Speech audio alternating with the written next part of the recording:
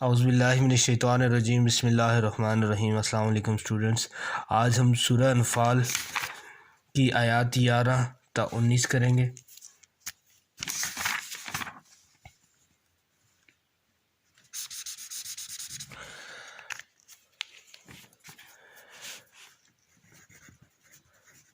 Week ہمارے پاس 7 ہے، 28/4/2020۔ اعوذ باللہ من الشیطان الرجیم بسم اللہ الرحمن الرحیم۔ اذ یغشیکم النعاس امانۃ منہ وینزل علیکم من السماء ماء لیطہرکم بہ ویذہب عنکم رجز الشیطان ولیربط علی قلوبکم ویثبت بہ الاقدام۔ جب اس نے تمہاری تسکین کے لیے اپنی طرف سے تمہیں نیند کی چادر اڑا دی اور تم پر آسمان سے پانی برسایا تاکہ تم کو اس سے نہلا کر پاک کر دے اور شیطانی نجاست کو تم سے دور کر دے، اور اس لیے بھی کہ تمہارے دلوں کو مضبوط کر دے اور اس سے تمہارے پاؤں جمائے رکھے۔ اس یوحی ربک الی الملائکۃ انی معکم فثبتوا الذین آمنوا، کہ جب تمہارا پروردگار فرشتوں کو ارشاد فرماتا تھا کہ میں تمہارے ساتھ ہوں، تم مومنوں کو تسلی دو، فثبتوا الذین آمنوا، کہ وہ ثابت قدم رہیں۔ سألقی فی قلوب الذین کفروا الرعب واضربوا فوق الاعناق واضربوا منہم کل بنان، کہ میں ابھی کافروں کے دلوں میں رعب اور ہیبت ڈالے دیتا ہوں۔ واضربوا فوق الاعناق، تو تم ان کے سر مار کر اڑا دو، واضربوا منہم کل بنان، اور ان کا پور توڑ کر الگ کر دو یا جدا کر دو۔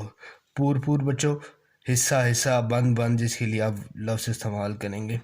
ذالک بأنہم شاقوا اللہ ورسولہ ومن یشاق اللہ ورسولہ فإن اللہ شدید العقاب، کہ یہ سزا انہیں اس لیے دی گئی ہے کہ انہوں نے اللہ اور اس کے رسول کی مخالفت کی۔ ومن یشاق اللہ ورسولہ، اور جو شخص خدا اور اس کے رسول کی مخالفت کرتا ہے، فإن اللہ شدید العقاب، تو اللہ سخت عذاب دینے والا ہے۔ ذالک فذوقہ فإن للکافرین عذاب النار، یہ مزہ تو یہاں چکھو اور جانتے رہو یا جانے رکھو کہ کافروں کے لیے آخرت میں دوزخ کا عذاب بھی تیار ہے۔ یا ایھا الذین آمنوا اذا لقیتم الذین کفروا زحفا فلا تولوہم الادبار۔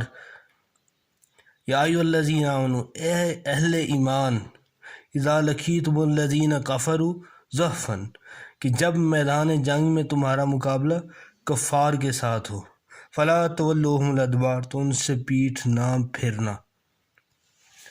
ومن یولیہم یومئذ دبرہ الا متحرفا لقتال او متحیزا الی فئۃ فقد باء بغضب من اللہ ومأواہ جہنم وبئس المصیر۔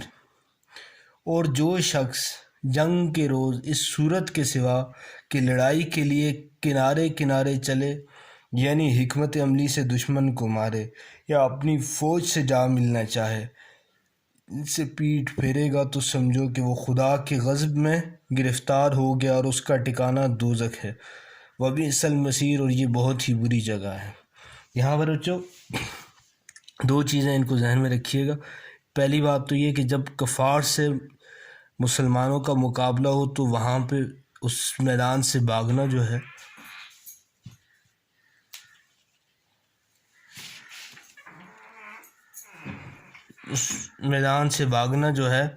اس سے منع کیا گیا ہے، لیکن صرف دو صورتیں رکھی گئی ہیں۔ ایک یہ ہے کہ اگر اس لشکر پر، کفار پر، حکمت عملی کے تحت حملہ کرنا چاہیں، یا اپنے لشکر سے کہیں آگے پیچھے بندہ ہو جائے اور چاہے کہ اپنے اس لشکر کو جا ملے۔ ان دو صورتوں کے علاوہ اگر اپنی جان بچانے کے لیے بھاگ رہا ہے وہاں سے، تو اس کے لیے کیا ہے، وہی جو اوپر بتائے گی کہ وہ خدا کے غضب میں گرفتار ہوں گے اور ان کا ٹھکانہ دوزخ ہے۔ یہ بہت ہی بری جگہ ہے۔ فلم تکو تقتلوہم ولکن اللہ قتلہم وما رمیت اذ رمیت ولکن اللہ رمى، تم لوگوں نے ان کفار کو قتل نہیں کیا بلکہ خدا نے قتل کیا، وما رمیت اذ رمیت ولکن اللہ رمى، اور اے محمد صلی اللہ علیہ وسلم جس وقت تم نے یا آپ نے کنکریاں پھینکی تھیں وہ تم نے نہیں پھینکی تھیں بلکہ اللہ نے پھینکی تھیں۔ وَلِيُبْلِيَ الْمُؤْمِنِينَ مِنْهُ بَلَاءً حِسَانًا، اس سے یہ غرض تھی کہ مومنوں کو اپنے احسانوں سے اچھی طرح آزما لے، بے شک خدا سنتا جانتا ہے۔ ذَلِكَ فَإِنَّ اللَّهَ مُوهِنُ قَيْدِ الْكَافِرِينَ، بات یہ ہے کہ کچھ شک نہیں، خدا کافروں کی تدبیروں کو کمزور کرنے والا ہے۔ ان تفتحوا فقد جاءكم الفتح فإن تنتهوا فهو خير لكم وإن تعدوا ندوا لن تغني عنكم فئتكم شيئا ولو قصرت وإن الله مع المؤمنين۔ وإن، کافروں اگر تم محمد صلی اللہ علیہ وسلم پر فتح چاہتے ہو تو فتح تمہارے پاس آ چکی، اگر تم اپنے افعال سے باز آ جاؤ تو تمہارے حق میں بہتر ہے، یعنی جو کفر اور کے بازار گرم کیے ہوئے ہیں، جس طرح سے خدا کی نافرمانی کی جا رہی ہے، بتوں کی پوجا کی جا رہی ہے، اگر اس سے بچ جاؤ، اس سے ہٹ جاؤ، باز آ جاؤ، اللہ تعالیٰ کی طرف لوٹ آؤ تو وہ تمہارے حق میں بہتر ہے۔ اور اگر نافرمانی کرو گے، یعنی کہ اپنے جو جیسے کام کر رہے ہو اسی کو جاری رکھو گے تو کیا ہوگا، تو ہم بھی پھر تمہیں عذاب دیں گے یا کریں گے۔ اور تمہاری جماعت لن تغنی عنکم فئتکم شیئا ولو کثرت، تمہاری جماعت، تمہارا قافلہ، تمہارا لاؤ لشکر کتنا ہی بڑا کیوں نہ ہو، تمہارے کچھ کام نہ آئے گا۔ اور وَإِنَّ اللَّهَ مَعَ الْمُؤْمِنِينَ، اور خدا تو مومنوں کے ساتھ ہے، اہل ایمان کے ساتھ ہے۔ اس کے بعد بچوں اس کی ایکسرسائز ہے، اس میں سوال نمبر 1 ہے کہ اس سبق میں غزوہ بدر کے حوالے سے کن انعامات کا ذکر کیا گیا ہے۔ تو اس میں بچوں ہم نے یہ فرسٹ پیراگراف پڑھا تھا جس میں بتایا گیا تھا کہ جب اس نے تمہاری تسکین کے لیے اپنی طرف سے نیند کی چادر اڑا دی اور آسمان سے پانی برسایا تاکہ تم کو اس سے نہلا کر پاک کر دے اور شیطانی نجاست کو تم سے دور کر دے، اور اس لیے بھی کہ تمہاری دلوں کو مضبوط کر دے اور تمہارے پاؤں جمائے رکھے۔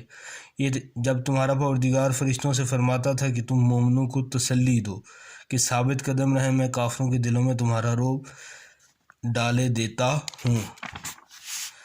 دوسرا ہے کفار کے ساتھ مقابلے کی صورت میں سورہ انفال کی آیات میں کیا ہدایات دی گئی ہیں۔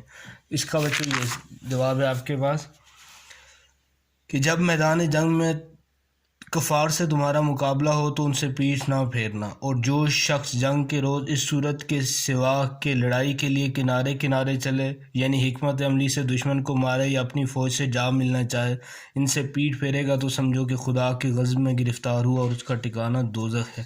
یہ یہاں تک۔